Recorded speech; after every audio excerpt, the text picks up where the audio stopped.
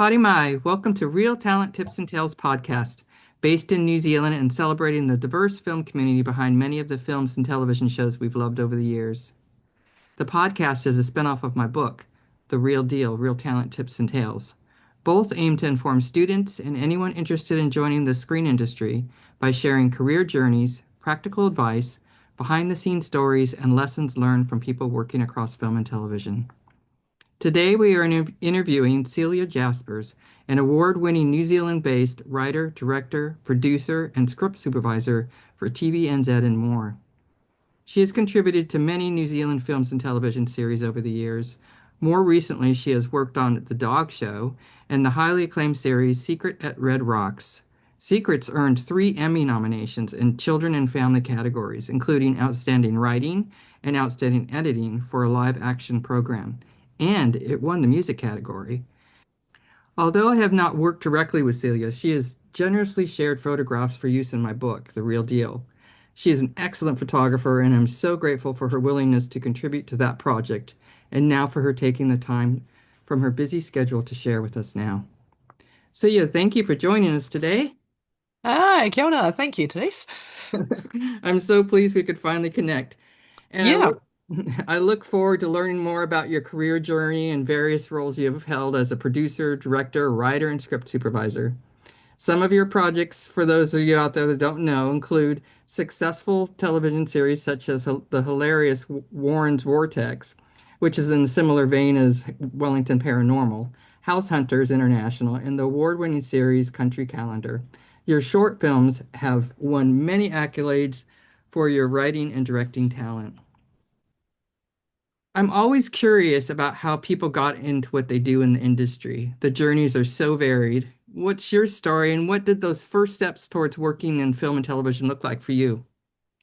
Yeah, so I was very lucky. I guess I found my calling really early while I was at high school, which was awesome. And I basically found my way into TVNZ when I was 15 and working on the What Now show in Christchurch. And yeah, I Oh, stumbled in fun. there one day as a volunteer and watched the show and then saw a cameraman struggling with a cable sort of under his feet. And I looked at him and said, can I help you? Like, do you need help? And he nodded, yep, come on up. So I just sort That's of so scuttled my awesome. way. Yeah, I scuttled my way onto the studio floor and cabled for him. And at the end of the show, he said, "Oh, thanks very much. We'll see you next week." I went, "Yeah, great." And so I just kept turning up until they realised I wasn't an employee. And then they said, "Oh, we better give you a job." So I was quickly promoted into the tally op bench. We're answering the phones and doing all the competitions, which was quite notorious in New Zealand in the 90s. It was a big deal here. And then when I finished high school, they offered me a full-time job as an intern at TVNZ in What Now, and I basically got to try all the different roles. And by the end of that first year, I was field directing, which was pretty amazing. So, I mean, you don't That get is many entry amazing. stories. Yeah, yeah, That it was is just a amazing. Is show. it something that you thought you'd want to do when you were younger? Did you ever find yourself thinking, I want to tell stories like that? I want to be a director. I want to, you Yeah, know, no, to be honest, because I didn't even know it was a job. I didn't know directing was a thing. I didn't really uh-huh, behind the scene. I grew up in a little farm in North Canterbury, and I love watching TV. And I was actually really I knew I could recite the TV guide. I knew what all the programs for the week were on, uh-huh, but I never really thought about that how it gets made. And so every now and again you get a sneak peek or a telethon or something like that, and you might see the cameras. And I always was really fascinated in that. But it wasn't until I went into TVNZ that day and went, oh, this is where I'm meant to be. Yeah, I was going to be an architect. I had my pilot's license, and I was going to be a pilot, and then I was looking at architecture, wow. and then I found TV. Went, oh no, this is makes me smile. This is joyous and so much fun. It didn't look like work at all. So yeah, I was very lucky. I was going to go to film school, but I had been offered a job at TVNZ, and that was a much better in. And yeah, I literally have never wanted to do anything else. I've only really ever worked in TV and film, and been 30 something years now, but been very lucky to actually follow something I enjoy doing, and it's kept me going this entire time. Wow, that's incredible. So you kind of found yourself drawn to it because you were there in the first place to put yourself in the right place at the Yeah, right yeah, time, I think right? so. And then Yeah. your just sort of willingness to partake in whatever came your way, it sounds like, until you found what suited you. Yeah, well, very adaptable, but just very eager, obviously, and just really lucky to try all the different crafts. And I was really into editing, and so I was always balancing editing with directing quite a lot. And I was very technical when I'd go into the big VTR machines where they're almost steam driven back then. One of them you had to Funny. fix with a hammer, and literally, I was very loved all the lacing up of all the real machines and things like that, and editing. But then I also loved being out in the field, and that's when I suddenly went, oh, the directing bit. That's I didn't know what a director was. That's what that you get to work with the camera, and then you get to interview people, and it's like a jigsaw puzzle. So I love puzzles. So I was putting that Uh, together, and then you go to editing and you jigsaw the puzzle together there. So that just the revelation of realizing that's what that job was. I didn't want to be a director because it sounded cool. It just happened to involve the skills that I like doing, I think. So and being outside and being with people, and then being technical as well. So to me, it's a really balanced role. You can look, all directors are different, but I really enjoy every part of it, and really kind of lean into every part of the process. So that's what probably kept me sustained, to be honest, because I can adapt to new situations quite easily. that's so interesting. That's really cool. Because it seems like a lot of people right away think, I want to be a director, and you sort of found your way there rather than Yeah, yeah, no, totally. No, it wasn't look an for it. You don't ambition of look that. for It it. was just I want to keep working in this environment. How do I do that? So Oh, that's so cool.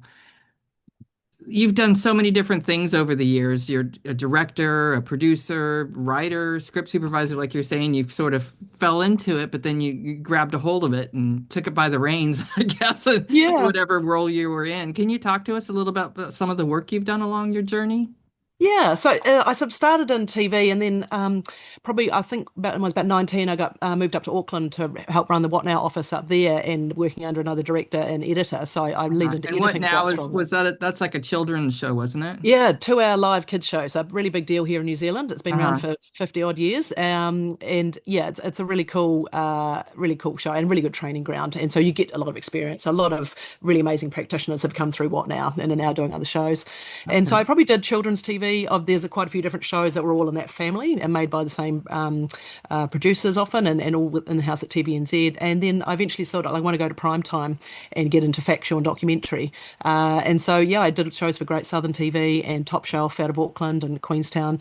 And I was producing factual shows basically and primetime, and they were doing really well. And then moved into Natural History New Zealand down in Dunedin and did a couple of Oh, shows as wow. an editor. Actually, I got brought on first to edit a big blue chip series for Animal Planet, I think it was, in NHK in Japan. And that was really huge. Like, that was big production for me and quite technical as an editor to suddenly go, oh, this is quite a different way to work. And then after I Wow. did that, they said, oh, can you come back and direct another documentary? And you might as well edit it as well because you know all the material. So that was a really neat experience working with them in quite a different way to how I've been used to working. And then, yeah, just doing lots of different shows. House Hunters came along. Country Calendar gave me a call one day and asked if I could start working for them. And yeah, that sort of kept me quite busy for a while. And then I guess 5 years ago, around COVID time, I really want to get back into narrative. I'd done a tiny bit of running and PA work and film and commercials when I was young, and really Uh-huh. went, no, I wanted to do more of that, and as a director and a producer.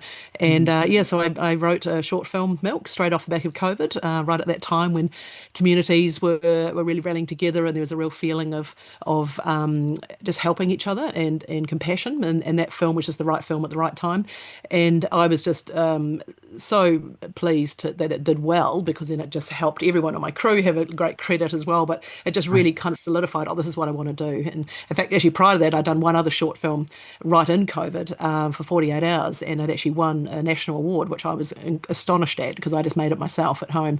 And that really gave me the confidence to go, oh, right, actually, maybe I should keep doing this. This is my new, and suddenly my 25 years or so in factual suddenly turned into narrative work, and I really want to do more. So, That's so great. yeah, just made some more shorts. I was Yeah, so writing. you built this kete from your experience your whole life that you could jump into that Yeah, I think world the of skills are producing. similar. They're not too dissimilar, the two worlds. The craft skills are very similar. It's just the environment is slightly different. But the Mhm. actual how you get there is often not wildly different at all. So there's just definitely a few bit of tweaking. But I think that leaning into creating opposed to just capturing, which is what documentary often is, Oh, and really that's a building good way of worlds is putting what I it. wanted to do.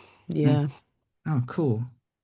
So speaking of that, can we talk about sure. your role as a producer Yeah. in the movie that's coming up? It's the dog show. Hmm. And what compelled you to step into the role as producer on this family comedy drama? Was it the script, or what other variables fell into place for you? Yeah, it was definitely the script. Yeah, the writer Alex had come to or met me at a Directors Guild mixer, I think, at Christmas one year, and he heard that I was on Country Calendar, and he goes, "Oh, I've got this script about farming and dogs," and I went, "Oh yeah," and. I wasn't really, I didn't want to produce a feature film. They're hard. I knew that was really Right, difficult and that wasn't right. what I was looking to do at all. But Mhm. I said, oh, let me have a look. And I had a read and went, oh, this is really good. This is a good script. And I could see the world and I knew where it was, and I could see the audience for it, and thought, gosh, this is actually a really great story. So Alex and I collaborated pretty early on, and I have been involved with the development of the script as well, and a few re-edits. I live on a farm with my husband. We're farming in the Wairarapa, just out of Martinborough, and so I had quite first-hand knowledge of farming itself, which was really helpful. But also through my country calendar work, I was visiting farms all the time, and so I really knew we wanted this film to have authenticity, and so I think I probably was the right person to help bring it to that next stage. So, yeah, it took a Yeah. long time in development and a long time to finance it, and we slowly started gathering really amazing people and crew and some key cast members, and then eventually got the thing over the line. But it's very difficult to get features up, and so it's been a real challenge, but an absolute joy to make. It's just been the most lovely film. So we're very close to getting it out there in the world. One of the questions I wanted to ask you was about all Mm, the location work that you've done, and yeah. obviously that fed into what you're doing here. Mm, Your experience on Country Calendar and things like that, it's yeah. location work. So Yeah. I'm kind of curious, where was the primary location for this production, and how long was the shoot in total? Yeah, so we started November last year, 2025, and it was 5 weeks or 28 days, which is fairly on the slightly generous side for New Zealand films. It's pretty short, really, though. But Uh-huh. we had a lot of animals, a lot of children, and location work. So we really needed the time for that. We ended up shooting a lot of it in the Wellington zone for financial reasons, but we found some amazing farms and on the city fringe, a lot of green spaces that we could double as farms. And we did a week out in the Wairarapa and on various locations out here, and then one day up Kapiti Coast. So it was very much a Wellington production. So we're really proud of that. And Battle Hill is our main key farm location in Wellington. That's just in Pautanui kind of way. And yeah, that's a city council farm, which I didn't even know existed. So that was a real find once we realised we could base ourselves there for a lot of the trialling work. Oh, interesting. So as a producer, do you help find those locations? Yeah, I've spent years scouting, years and years. Every time I walk out, I drive somewhere, I'm always thinking, where can I shoot this? I need a house, I need a farm, I need this kind of space. So I drove myself a bit mad, to be honest, just trying to find all these locations. And then once we started, we got into prep. We had a location manager, but Alex and I were very much key part of finding all the locations ourselves. And we didn't do any studio work in the end, so everything was a physical location. And yeah, just finding the owners and then trying to figure out, can we do it here? And then are they going to be willing to help us with this huge undertaking? And then, of course, just the schedule juggle, trying to fit it all in and figure out how you can do it efficiently as possible. Hmm. What are some of the challenges you come across shooting on locations? I mean, there's, Generally, yeah. yeah. Well, I think, look, film to television is quite different kind of challenges. Film is obviously a large circus. There's a lot of people, there's a lot of trucks and gear, and so you've got those kind of limitations. You might find an amazing location, but you go, we can't get the trucks in here, or it's going to be too hard to shuttle crew, or that's going to be expensive, or it's going to eat into a day. So we Hmm. definitely had to sacrifice some better locations. We would have loved to have shot more of it in really rural areas, so more in the Wairarapa if we could, but we couldn't afford to put the crew up for that amount of time. So being outside the zone, so there's those challenges. But then when you come to oh, and obviously just weather, everyone has weather to deal with. But then if you do television or documentary, there's only three or four of you often in the field, and so you're very nimble. But you'd usually weather would be the biggest key, and trying to just keep going, and which you often can. You can always find a way to keep going. I find I very rarely cancel a shoot or postpone it for weather. Often it just comes out just right, or you end up getting a bit of a beautiful rain and a bit of cloud, and it's really dramatic and it looks good. So I wouldn't write off days just because it's not perfect at all. But you do have to be very adaptable, and you have to go, right, okay, I had a shoot a couple of weeks ago in Auckland, and it was raining for most of the shoot in Auckland in winter, and we ended up they had a camper van, and we ended up shooting some of our scenes in the camper van, and the cameras were under umbrellas out in the car park, and it actually looked really cool. And that Oh, wasn't the neat. plan. But you just, yeah, you adapt and lean into what you've got and go, right, how do we use this? Yes, it's wet, let's just make it work. So I think that's a really good skill for dealing with all the variables in film, to be honest. honest. It is. There are a lot of people that love going to locations. And I think in New Zealand we have so many beautiful locations, don't we? I mean, Yeah. it's Oh, it's breathtaking here. very easy to find. Yeah. Yeah, yeah. I was on Power of the Dogs Oh, wow. and that was quite remote, Yeah. Yeah. and Yeah. down on the In South Central Island. Otago. Yeah, Yeah. and it was a beautiful location, and I've spent time in Montana, so I could see some of the Oh, yeah. correlation. Maybe the mountains weren't quite as high if you would have No, looked in a no. certain area, but it had that same sort of feeling, and the light was similar. Yeah. So it was really interesting that they chose that location. But so many people loved that. I find locations completely challenging, so I really respect people who do Oh, who interesting. can Yeah. embrace it and go with it. I think the older I get, I'm just sort of like, what? Because I had to find electrical cords and Yeah. how, you know what I mean? Like all the people don't think about that, like just getting electricity on these sites, getting, Yeah. the whatever you need, Of catering, course.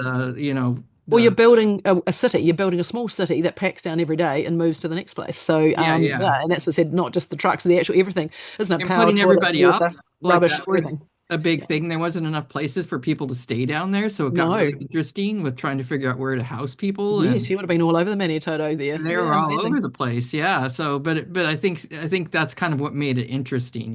Yeah. And like I said, when I was younger, I used to love that, like bring it on, kind of Yeah. attitude. But the older I got, like, meh, I don't want I don't want to walk a mile with my gallon of water to go Yeah, do whatever yeah, I'm exactly. There's doing, only so many adventures. You just want to get on with the work sometimes. I can Yeah, appreciate that. exactly, exactly. So I really respect that. So when and where can we look to watch the dog show? I'm excited Yeah, for so it this. comes, yeah, it comes out very soon. We're just in the finishing stages of post now, doing our sound mix in the last few days of our grade, and we have our premiere in Wellington in October, 18th of October, and there should be nationwide release on the 5th of November. So that'll be in a lot of screens all over New Zealand, and then it will move on to Australia, and we'll be looking to sell it worldwide after that. So yeah, a very long journey to go. We've only finished making the thing. Now we've got to sell the thing. Oh wow. Well, good on you. Thank you. Yeah. Congratulations, and I look forward to that. Oh, it's a big task making a film. It's certainly not easy. Yeah, well, that kind of rolls into the next slide that we have here. Mm, Um, we have a couple of fun pictures that you shared on location with the crew, and the one on yeah. the left looks quite celebratory. What's happening here? Yeah, look, that's just the end of a day, a normal day, not the end of the end, but that was, we're on location for the dog show, and that's the AD's van. So we've got Robin and Ricky, two ADs, and Alex, Bevan, and I, and we just came in we'd wrapped, shoot, we go straight to the van, we look at tomorrow's schedule and go, right, what are we going to do? And I Mhm. think we'd had a particularly busy day with dogs and sheep that day, so we thought, let's have a beer and a quick chat about the plan for the next day before we all head home. So that was the end of every day. We'd regroup at lunchtime and we regroup at the end of the day. So it was that was the core kind of group of our team there, and as well as all our HODs. But yes, very much we were driving the schedule those that we group. That's cool. Well, it looks like you're a fun bunch, that's for sure. Yeah. No, it was a good family. Embracing the moments, eh? Yeah, exactly. No, you have to, and I really love building teams and building culture and making it a good experience. We're making a thing, but we can have a good time while we're doing it. And I really love bringing together the right people with the right attitude. So that's a Yeah, big I part of know. the role. I love this picture because there's a section in my book where I have pictures of the crew at the end of the week because at the end of the week Yes. we always have these health and safety.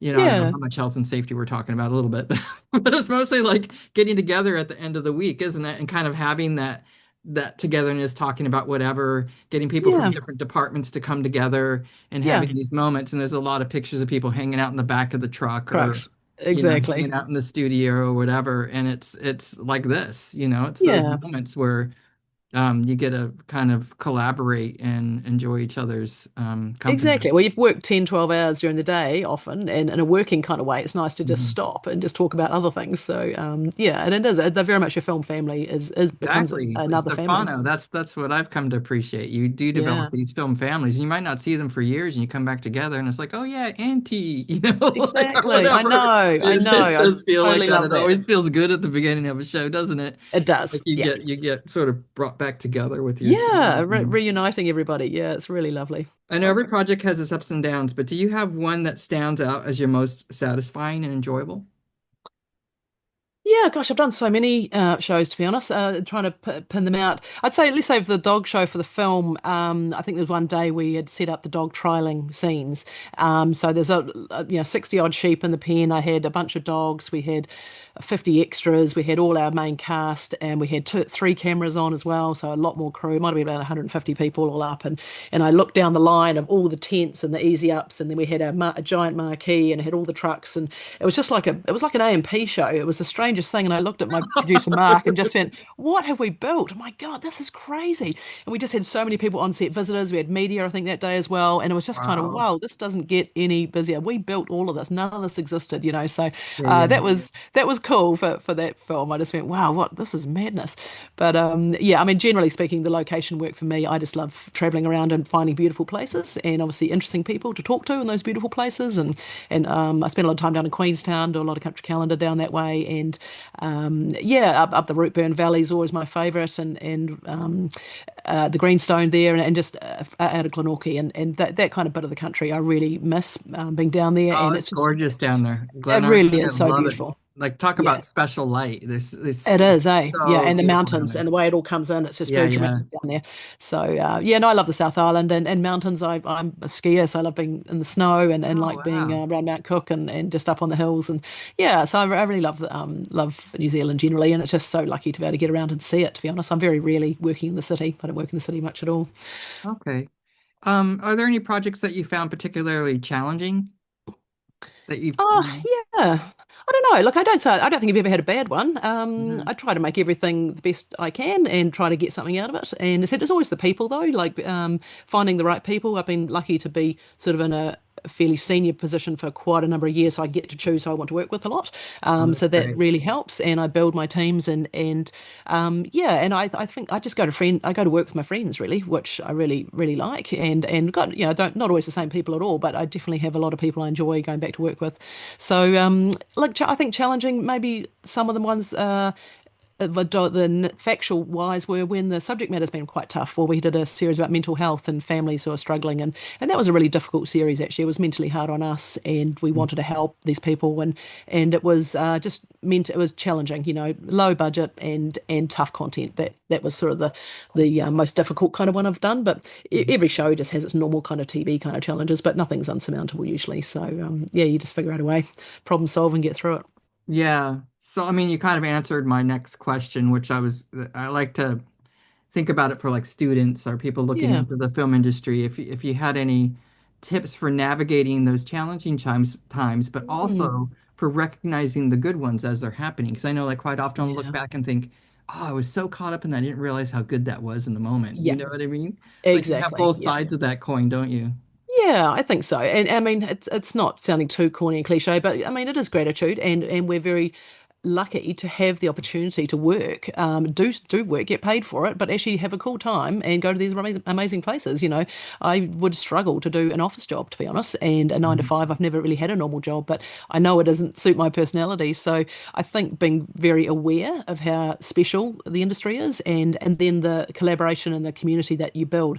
There is nothing better than when you've got, like on Dog Show, we found that just about every day, is when you've got a big group of people and they are all pursuing the same goal and you're all going together. That is just the most joyous thing. And you go, man, we've built this thing. We built the environment that all those people are now putting their effort and their love into. And then that's where you get satisfaction at the end of the day. You go, we did a great thing. We pulled this miracle off. That's Yeah, pretty yeah. cool. And not many Yeah. jobs would get that. Yeah, I know there's a saying that I like to say, and again, it sounds kind of cheesy too, but I say it takes a village to accomplish the impossible, and the Yeah. impossible happens every day in the film industry.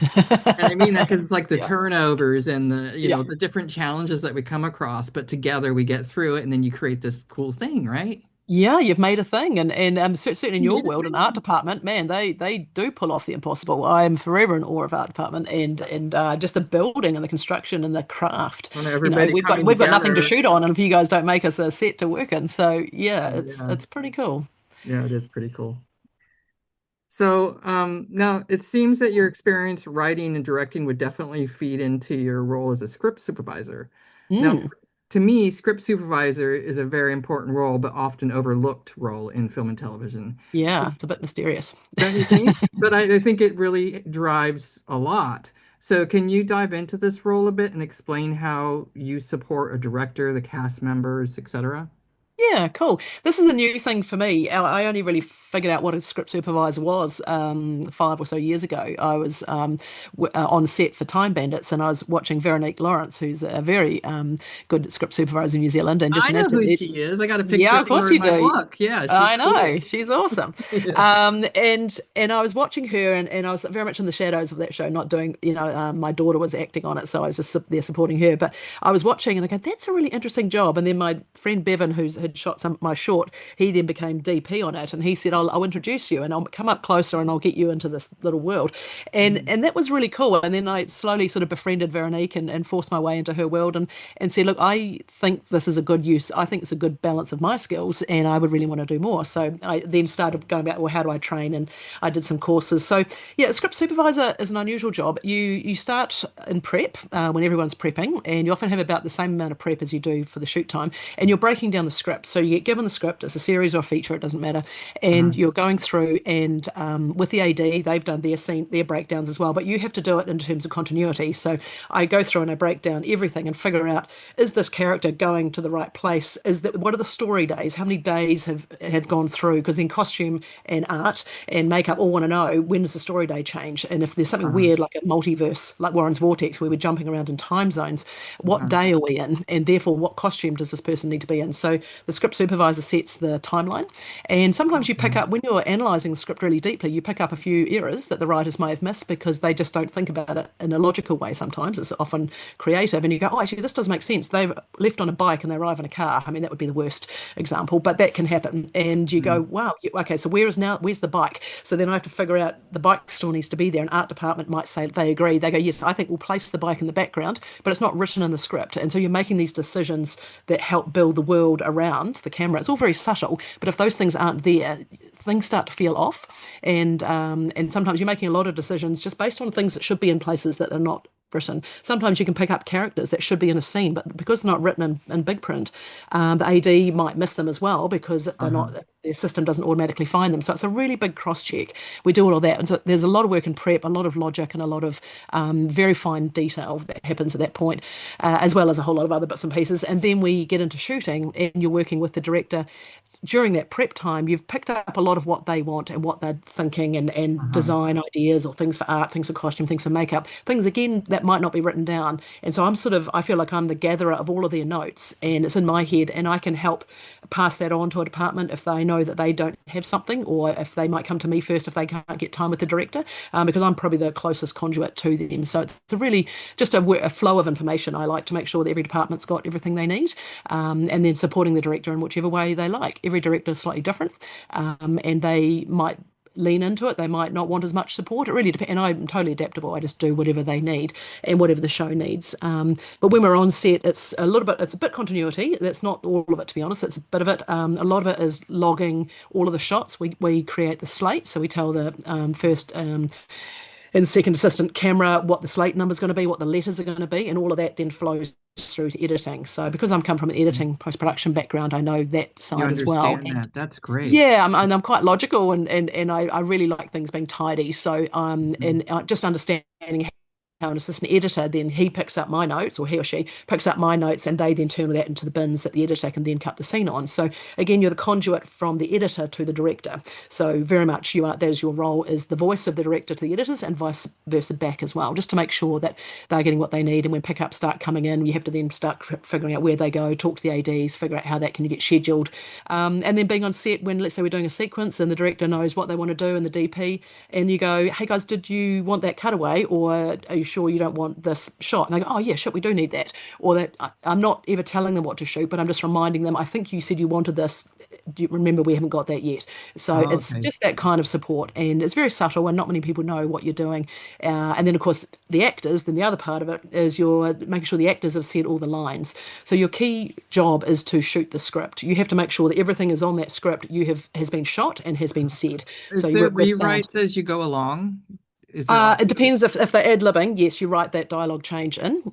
Some shows are very ad-libby, and there's a furious amount of writing that's going on. I'm typing dialogue as they're saying it, because then when we go back to do another take or another setup on another angle, they'll go. The uh actors go, "Oh, what did we say in that take?" So you've got to be pretty onto it in that regard. And then the day-to-day continuity of what cup, what hand, what door, how did I walk out, where did I put my bag? Just you have to write all of that as they do it. I'm just writing notes and drawing little symbols on my sides, oh wow. just trying to Years keep and track of that. So years of fine-tuning your brain to do that. yeah, it's Just pretty thinking about OCD it, to I'm be feeling honest. overwhelmed. It's just like, Yeah, wow. it's everyone goes, gosh, you always look really serious. I'm like, yeah, because I'm working so flat out. My brain is going a million miles an hour. Yeah, And it's exhausting. I'm pretty tired at the end of the day, but I you've bet. been looking after all of those things simultaneously, as well as then trying to be a support to the director if they want emotional support, or if they make sure they've had coffee and water, and I make sure a runner goes off and gets them something. I'm sort of their person, is how I see it. So whatever they need me to be. But yeah, I love being in that inner circle with the DP, the director, and the AD. The four of us are really sort of key decision makers, if you like, and I'm there to assist those three to make sure they've got everything they need as well. So I really enjoy that collaboration. Oh, that's so cool. That's interesting. Thank you for sharing that because I think Yeah, it's quite it a is weird job, isn't it? Yeah. it is, and I think it's good for people to understand that there's someone doing that, Mm. because you don't people It don't goes, understand how your much job should goes be into invisible. this, you know? It's Yeah, well, crazy, you eh? shouldn't notice it basically. And when Exactly continuity's when you're bad, doing a good job, right? yeah, so everyone goes, oh, That's kind of continuity's how it great. But goes. yeah, well, yeah, that's because I pick things up. All right, cool. Well, I want to talk a little bit about your short film, Milk, which Mm. you wrote, directed, and produced, and you won quite a few accolades for this one. For me, you're an incredibly talented across all your roles, but for me, one of the Oh, thank clearest you. examples of your passion for authentic storytelling is in your writing and producing and directing of this short. For those who haven't seen it, I recommend you checking it out on YouTube. Milk has won a multitude of awards, including the International Symbolic Art Film Festival for Masterpiece and Best Drama, for the Creators Film Awards Best Director, San Diego International Kids Film Festival Best Drama Short, and Tokyo International Short Film Festival winner of Message of Hope. I love the idea of giving an award for conveying a message of hope. Well done, well done, you, Cindy. Yeah. It's so cool. That must have been quite exciting for you to get all these accolades. You probably weren't expecting it. Well, I'd never done short films before, so I didn't even know that festivals kind of work this way. And I certainly didn't know what a laurel was, which is what all these little kind of curly, leafy things are. So I certainly don't make films to go and get these, but it was making the film was really joyous, and then it was so powerful, and it played locally here, and it just affected so many people. And I thought, gosh, okay, well this film's this could travel. It feels like a universal idea. And that's when I figured out how you enter film festivals, and started popping them into various festivals that kind of suited children and family and messages of hope, and opposed to the real avant-garde kind of noir kind of festivals. There's the whole Okay, gambit of film festivals. I've right. years and years I've been figuring this out, and not all festivals are the same. So you definitely have to pitch your film to the festival that best suits it. And yeah, it just went on and on and on for almost years in a way. It still got selected. Isn't something the other day I get emails all the time. Oh, could you play in this? Or and so that's really lovely. It just that has a really easy message. It's easy to digest. It's you feel something at the end. It's only 5 minutes, but it's yeah. I've been really just thrilled at the response from people, and the fact that it's still alive and it still travels and it's still getting work. I said I don't care about the festival side of it so much, but it's travelled. It gets used in the UK in the British education system as part of a learning module now. So had a class letter, class plan written around it, and they play it, and then they talk about compassion and elderly people and people, Oh, and also, and so they just use it as a way to start a conversation with children, which I thought, gosh, that's so cool.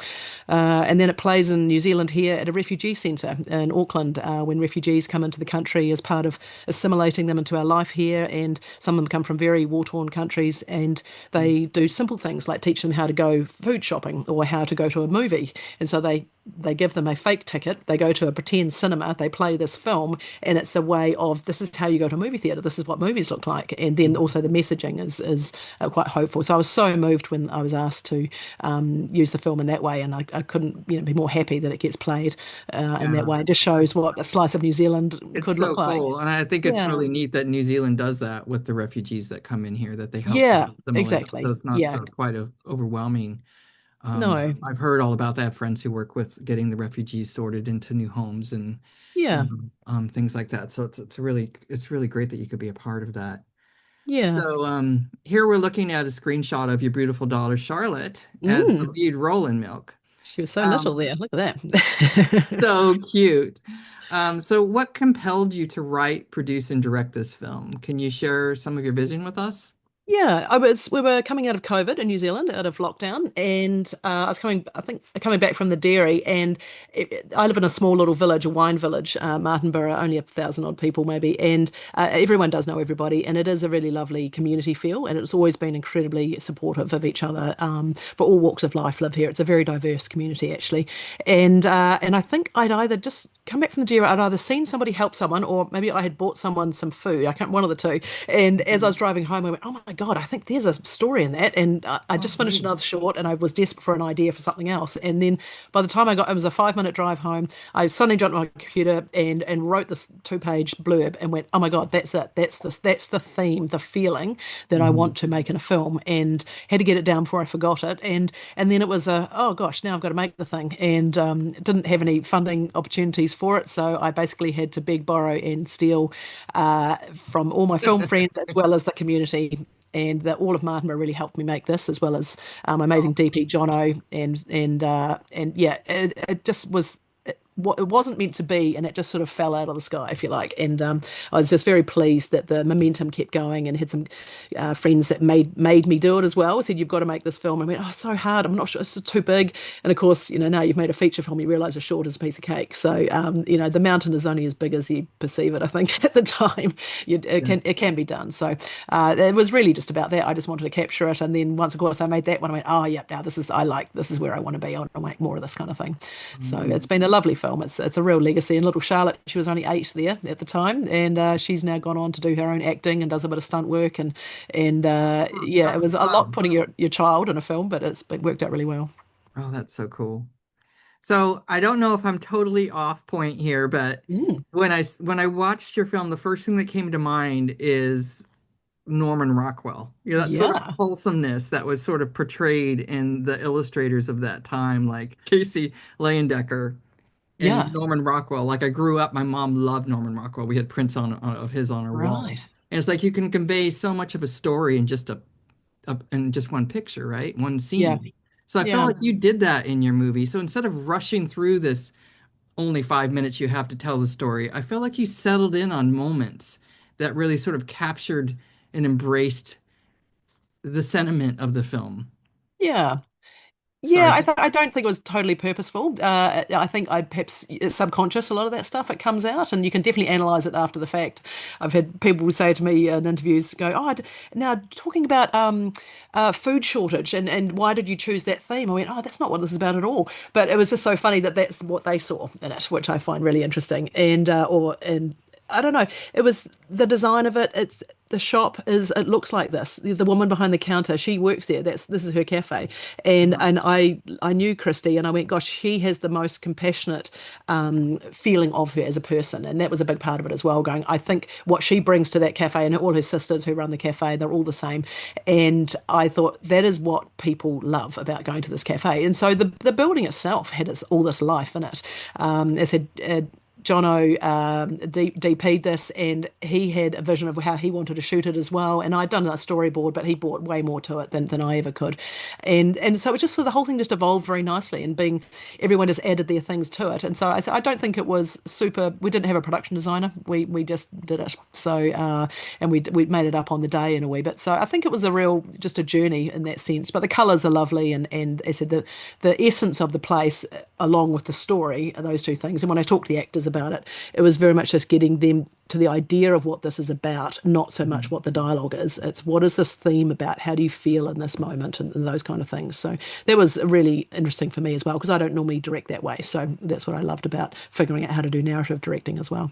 Oh, your daughter was so great in it too. I love it in the beginning, and she's counting her money, and then she Yeah. sort of does this little skip almost. You can see the Yes. joy as she's walking away. It's those little moments that you just really capture that youthful like excitement. I've got this money, I'm gonna go I buy the know. boat. Oh, You look, know, I said she was only it's so 8, and it was a big adorable. call to make a film with an 8-year-old, and I had to audition her though. I auditioned her at home. I said, "You're not getting this role just because you're my daughter.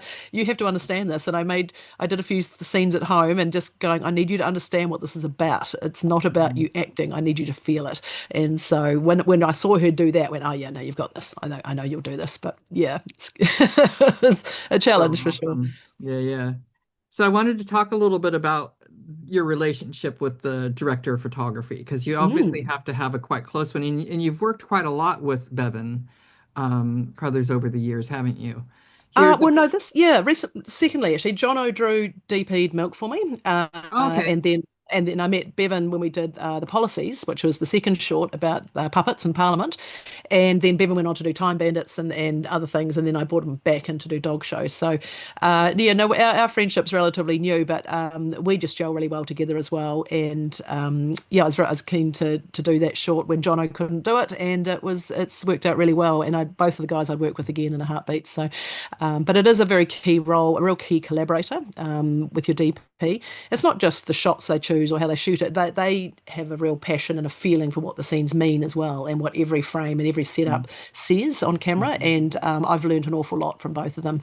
And yeah, just understanding things in a different way, to be honest. When you're directing and producing, there's a lot going on, and you're stuck in logistics a lot. And to actually peel yourself back out and just deal with directing, whereas the DP, all they're thinking about is the shots and the setups and how do we get the feeling right. So it is it's you rely on them a lot, to be honest, and I really enjoy that. And I said, Bevan here, two different shoots, and yeah, we both think very similarly, so we have a same way approach to things and a similar eye. So it's really easy collaborating with someone like that.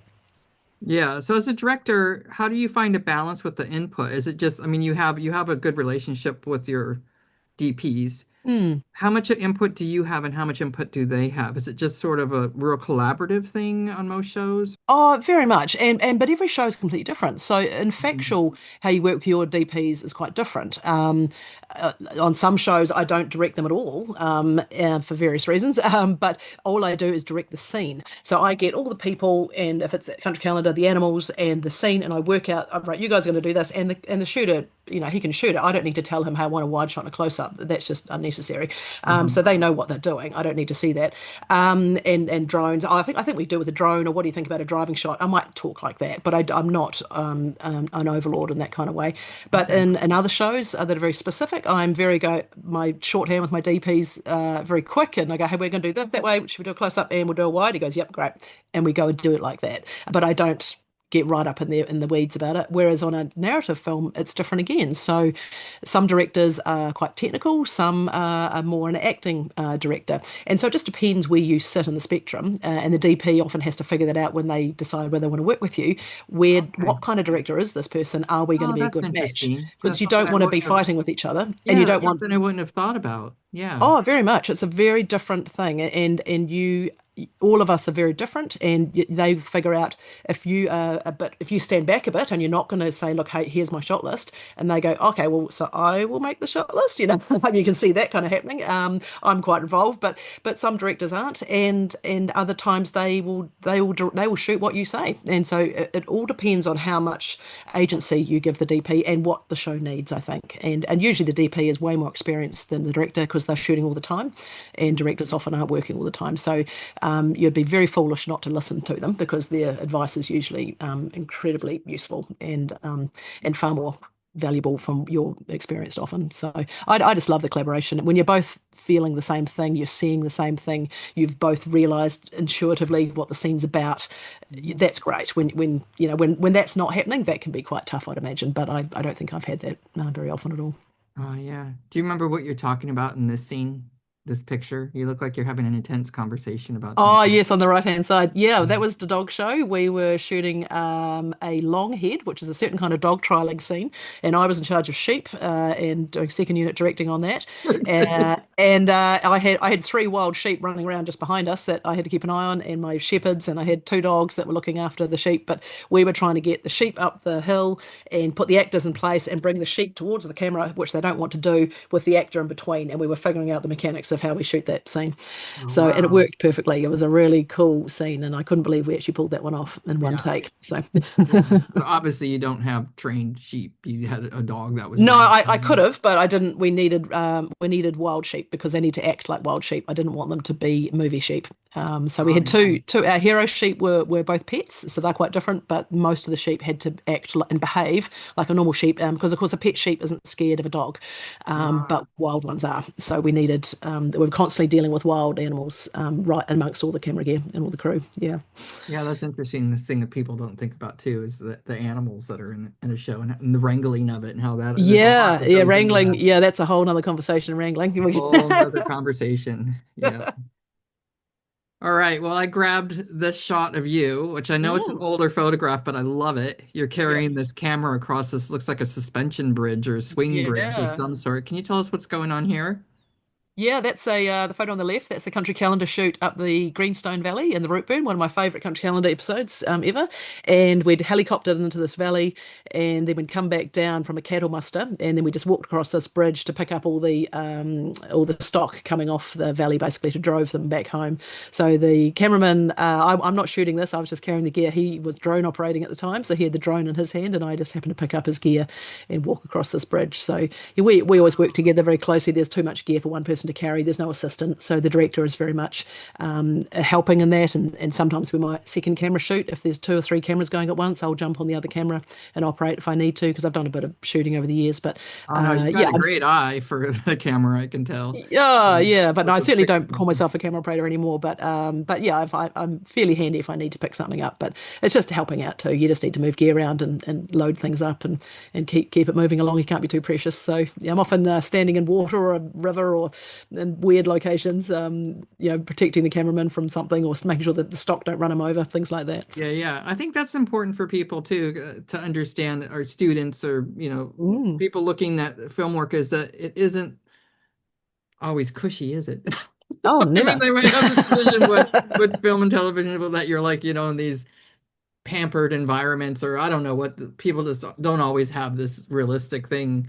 Yeah, And I remember when I first started working in film, it was a shock to the system of like how hardcore it was. But at that time, I was like, "Yeah, bring it on!" I loved it. yeah, So this is yeah, madness. What are we doing? We're painting ice with ice. Like the things that yeah. we would have to do. And so it certainly isn't a glamorous workplace for most of the part, but it No, but it, but it but it is exciting. And it is.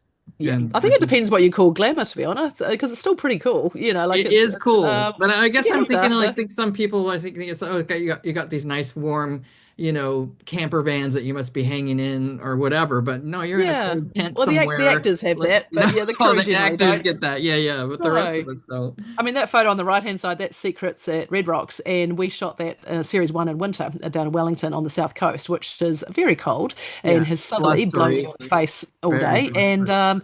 it would have been 8, 9 degrees that day. It was very cold. I've got quite a few jackets on. That big jacket is massive, and that was me script supervising, literally just sitting on a rock watching the scene play out. Or I think I'm watching the rehearsal there, so I can just get a sense of what's happening. But I'd often just be perched on a rock, or I'd have my iPad and I might have my laptop and my stopwatch or whatever, and literally with water rushing under my feet, very, very cold water. And I got hypothermia on that shoot on one day. We were out on a boat shooting and came back into land, and it just got me. It got me to the core. It was very Oh cold. So, wow. Yeah, yeah. yeah, and certainly there's no way glamour. You look like an absolute train wreck at the end of the day. I think if I went to the supermarket on the way home, people look at me and go, "Oh my God, where have you? What is wrong with you? Like, where have you been?" Totally. That's so funny you bring that up. I remember when I was on the Hobbit show, that was for three Yeah, years. yeah, And the last year was mental. We were doing so much overtime and whatever. And at that point, you don't care anymore. You're just like a yeah, train wreck all the time, right? yeah, It's like yeah, paint all over me all the time. I don't care, Yeah. whatever. And I remember picking up my daughter from daycare because I was a solo mom, picking up my daughter from daycare and going to the grocery store afterwards, looking like this train wreck. And I'll never forget people walking by me and doing the head tilt, the sort of like, Yeah.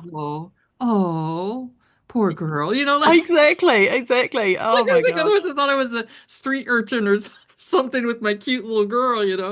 But it was Oh like, yeah, yeah. you're just like, whatever. You're, You you're look like in the so haggard trenches, at you the end of a know? shoot day, don't you? Yeah, yeah, I know. Yep. But Yeah. you definitely don't care. You start the day fairly organized, might be a face on or something, but by the end of the day, yeah, it's a complete mess. Yeah, a little, when I was feeling really wrecked, I'd put a little lippy on, right? Yeah. A little something feminine in the mix. Exactly, amongst all of the other stuff we do. Yeah, no, it's Oh, fun. so in closing, do you have any tips or advice for folks wishing to get into any of your various roles for film and television? Do you have any general Yeah. advice? Would Oh, look, I don't know if I would encourage it. It's a pretty crazy world. It's a very insecure life. There is no guarantee you will have work, and no matter how skilled you are or how many degrees you've got, it doesn't mean you're going to get a job. And so it's pretty tough. If you need more stability in your life, I definitely wouldn't say the film and TV industry is that.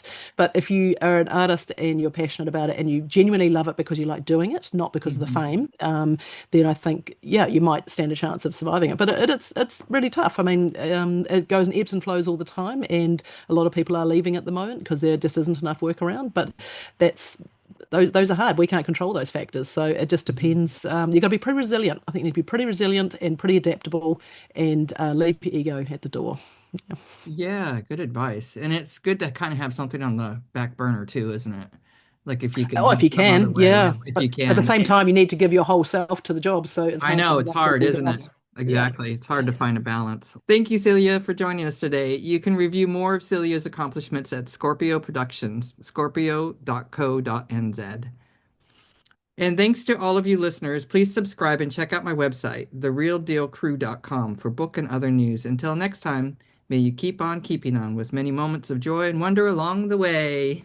Thanks again. Fantastic. Thank you. Okay, take care. Bye.